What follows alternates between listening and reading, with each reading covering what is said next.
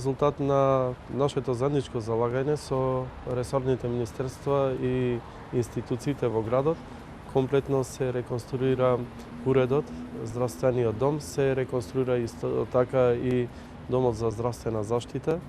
Меѓутоа, во наредниот период очекуваме поголеми инвестиции околу реконструкција на болницата Борка Талески, ветено и од владата и Министерството за здравство. Очекуваме да се слеат повеќе милиони евра пред се во реконструкција комплетно на болницата, тргнувајќи од лифтови, ходници, операциони сали, болничките соби, инвентарот натре, меѓутоа исто така да се обезбедат и голем број на апарати кому болницата Борка Талески.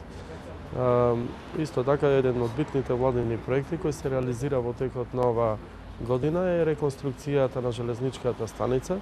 После 75 години, знаете дека лани изградивме нова автобуска, сега со реконструкција на железничката станица, со набавка на новите возови, кои што се супермодерни возови, ќе имаме навистина многу квалитетен превоз на граѓаните од Прилеп до другите делови од Македонија, посебно до главниот град Скопје. Тоа важи најмногу и за студентите кои често го патуват и го користат овој превоз. Што направи градот во 2015 година за колективното домување? Што направи за социјално загрозените семејства? Имаме ли некакво подобрување на тој план за оваа 2015 година? Па да, ги искористивме ние можностите од Законот за продажба на градежно неизградено земјиште. Се продадоа повеќе локации. Очекуваме да наредна година започне изградба на повеќе колективни стамбени згради и деловен простор, бидејќи често се комбинација. Со зголемувањето на понудата на стамбените згради, нормално ќе паѓа и цената по метар квадратен, и тоа беше интенција на локалната самоуправа. Меѓутоа исто така со тоа се раздвижува и градежниот сектор, а да не забораваме дека сите овие инфраструктурни проекти и изградбата го раздвижува градежниот сектор во градот, кој вработува многу луѓе и обезбедува екзистенција на истите. Исто така ние го развиваме проектот и на населбата Градина, каде што се продадени преку 40 локации за изградба на индивидуални куќи. Моментално заврши тендерот за изградба на инфраструктура. Фирмата веќе ќе биде воведена овие денови со изградба и целокупната таа населба ќе добија комплетна инфраструктура, односно канализација, водовод, асфалтен пат, што значи градиме една модерна населба која што населба ќе биде по европски текови. Продажбата на самото земјиште по електронски пат некаде достигнува евро и пол и е многу ефтино. Например, ако се купи локација од 300 квадрати, би изнесувала продажбата 400-450 евра, што е навистина многу минимално. Имаме пресметано доколку луѓето би платиле комунали, би изградиле објекти спрема овие пазарни цени, би ги коштало исто така многу поевтино. Исто така би ги повикал нашите сограѓани доколку има интерес да се обратат во локалната самоуправа и да го искористат овој проект Градина. Имаме доста слободни локации за изградба на индивидуални куќи и имаме локации за изградба на колективен стамбен простор, меѓутоа продажбата оди дел по дел, модул по модул, за да можеме да ги пратиме и со инфраструктура изградбата на самите куќи. И би ги повикал да ги искористат сите поволности кои ги нуди владата и банките, како што се купи куќа, купи стан проектот, еве и новите можности за млади брачни парови за изградба на индивидуален дом, односно индивидуална куќа и така натаму. И би напоменал дека ова би го надоврзал и со легализацијата. Прилеп, знаете дека е град кој што предводи на ниво на Македонија во однос на процесот на легализација. До сега имаме легализирано преку 8000 објекти. Тој процес со забрзано темпо ќе се одвива и во наредниот период и сме лидери на ниво на Република Македонија. Јас би ја поздравил одлуката на владата да се прошири процесот на пријавување на оние кои веќе заборавиле во првата фаза на пријавување на индивидуални куќи и други објекти за легализација, да се јават во локалната самоуправа, да обезбедат бројче, да влезат во процесот системот на легализација на нивни објекти. Се надевам доколку одиме со ова темпо, Прилеп и со сите овие продолжени рокови, Прилеп ќе биде првиот град кој ќе го заврши процесот на легализација, а напоредно со процесот на легализација се изработуваат рекордно во историјата на Прилеп преку 50 детални урбанистички планови, што значи напоредно ќе бидат донесувани и градот за брзо време не само со нов генерален урбанистички план кој се работи, туку и со нов кој е од инвестиционен карактер, кој овозможи нови инвестиции, туку ќе биде покриен комплетно и со детални планови. Да напоменам и тоа дека и населените места кои што се живи населени места, моментално се работи планска документација со цел да се овозможи урбанизирање на тие населени места, меѓутоа и овозможување на локации за продажба за изградба на индивидуални куќи. Имаме такви интересни места, например има интерес во Канатларци, има интерес во Ревоец и во други населени места. Кога станува збор за грижата за социјалните категории, што и каков план е направен беше направен за 2015 година за згрижување на овие ранливи категории на семејства? Видете, голем проект се направи вреден 2 милиони евра од страна на владата и Агенцијата за стамбен и деловен простор се изгради една преубава зграда по сите европски стандарди, енергетски ефикасна зграда со лифтови, со се енергетски ефикасна фасада, дограма и така натаму, која ќе овозможи 76-77 семејства да остварат покрив над главата, и тоа сите се оние ранливи категории, повеќе детни семејства, социјални случаеви, луѓе каде што во семејството има деца или други членови со посебни потреби и така натаму. Се она што беше наведено во конкурсот има предност. Веќе има конкурирано доста луѓе од градот во подрачната единица, социјална единица, и мислам дека во наредниот период се излегува на комисиите и електронскиот избор на оние кои што најмногу заслужуваат за брзо време. Луѓето, 77 фамилии од градот, социјални и други ранливи категории фамилии ќе добијат покрив над главата. Ние работиме и на други проекти со владата, па во иднина би можеле да очекуваме и некој таков сличен проект за обезбедување на овие луѓе, а исто така ние работиме и на проекти за давање на нови простори за изградба на комерцијални згради на деловен простор. Да напоменам, и со зголемување на понудата на деловниот простор би се намалила киријата и продажбата на овие деловни простори, а со тоа би се овозможило на граѓаните да отворат свој бизнис, семеен бизнис, трговија и така натаму, односно да се отворат и нови работни места.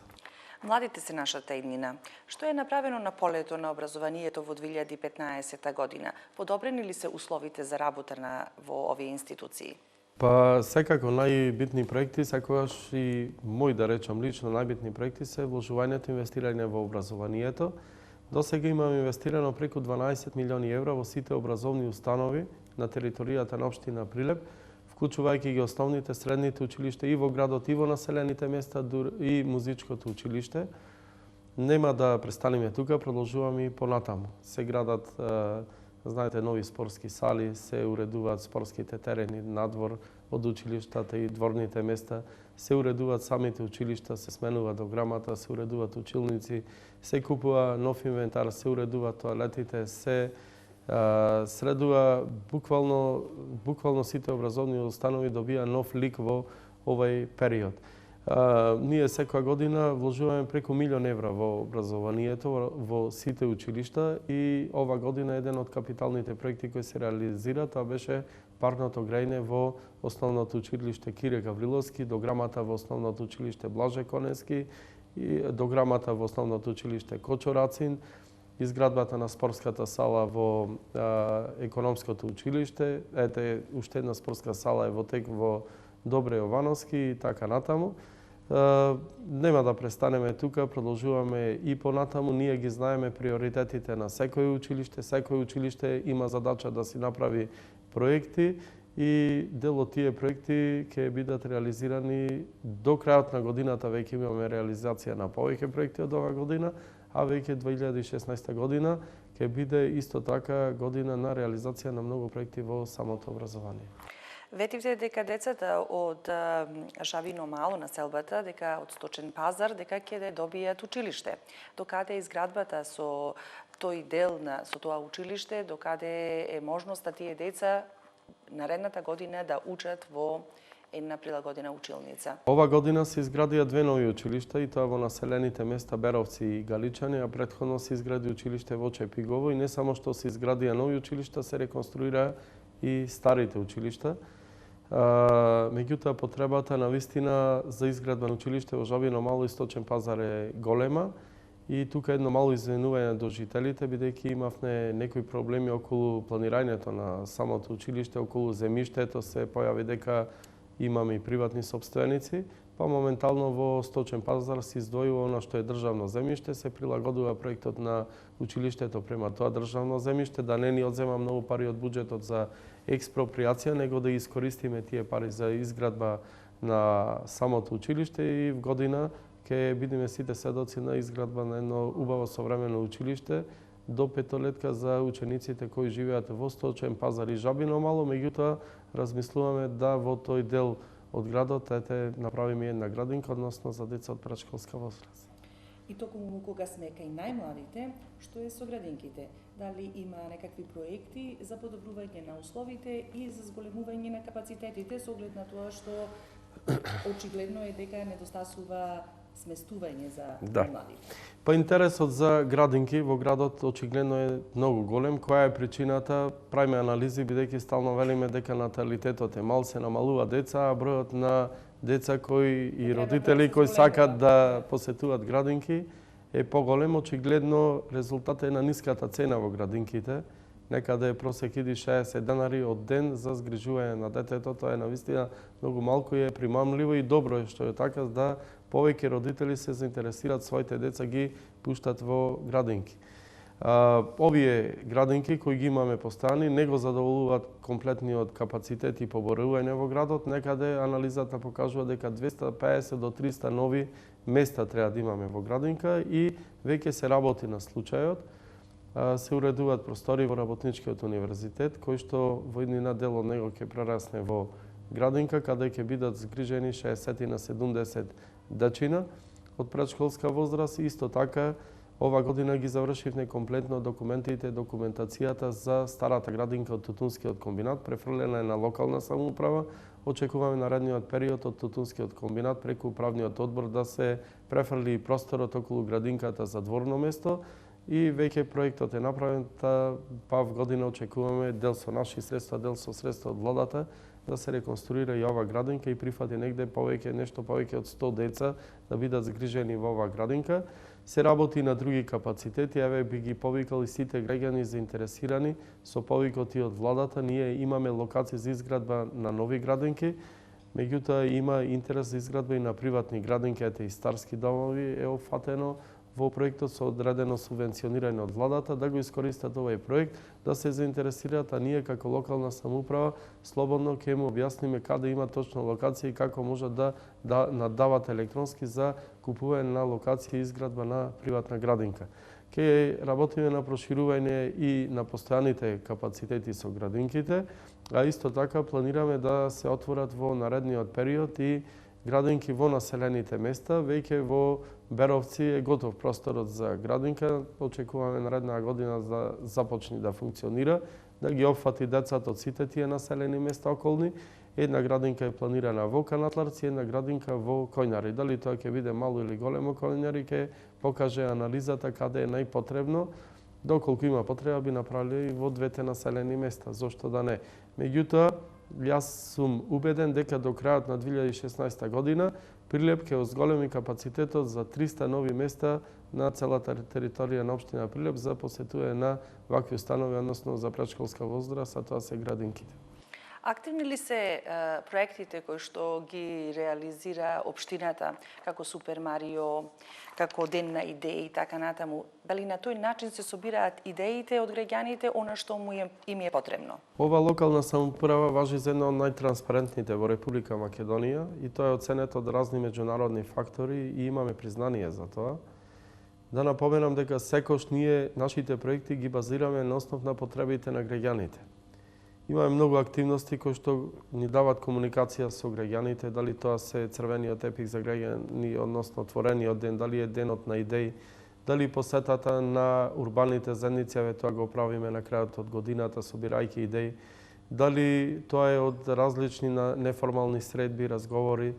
Исто така, голем дел идеи прибираме и од соработката со спортските клубови, невладините организации, пензионерите, учениците, децата и така натаму. Секој човек има своја идеја, она што се вклопува во нашата програма и буџетот, зошто да не го примениме. Да, например, ја би напоменал неколку проекти кои произлегува од денот на идеи, а се веќе реализирани во градот Прилеп. Дојда тука Skyrider, тоа се невладина организација за екстремни спортови, викаат дека добро е да се изгради мотокрос патека и таа е веќе изградена и се одвиваат надпревари на незе.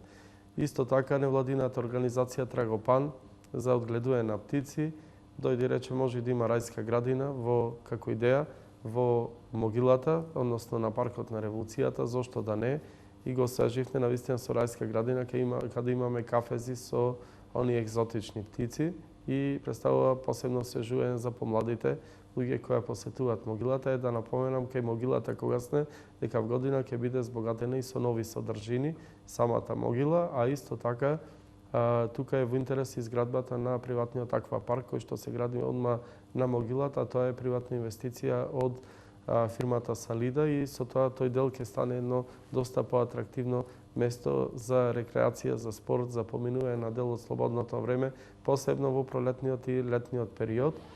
Исто така, од денот на идеи, пензионерите рекоа дека сакаме да имаме градски превоз, имаат градски превоз. Моментално со пензионерите од денот на идеи, пензионерите посакаат да имаат пензионерски клубови во различни делови од градот, веќе 5 имаме реализирано. Од денот на идеи произлезе идејата за Супер Марио проектот, посета на овие стари изнемоштени лица, 15 волонтери работат, в година планираме да го прошириме тој број и да уфатиме повеќе стари изнемоштени лица, сега бројката е околу 100 за нивна посета. Мислам дека и тоа би го реализирале и секако еден од битните проекти е пријави проблем. Јас би ги повикал граѓаните што повеќе да го користат тој бесплатен телефон и преку интернет, односно мејл, да упатат каде има одреден проблем во градот, за да нашите служби навремено реагираат. Може би некогаш повеќе се чека, тоа е резултат на немајне тендер или поминал тендерот или имаме обемна работа како што се сменува на сијаличните ламби за сијалиците за осветлување на улиците, огромна територија сте, многу населени места, многу дело на градот, меѓутоа или крпењето на дупки, меѓутоа она се што се пријавува влегува во софтверот, влегува во самиот софтвер, компјутерот, во програмата и тие подоцна кога ќе дојде време ќе бидат реализирани, нема да бидат заборавени. Бидејќи огромна има инфраструктура градот, населени места, добро и граѓаните да учествуваат во овој проект, да пријавуваат проблеми со цел ние навремено да ги реализираме во рамките на нашите можности.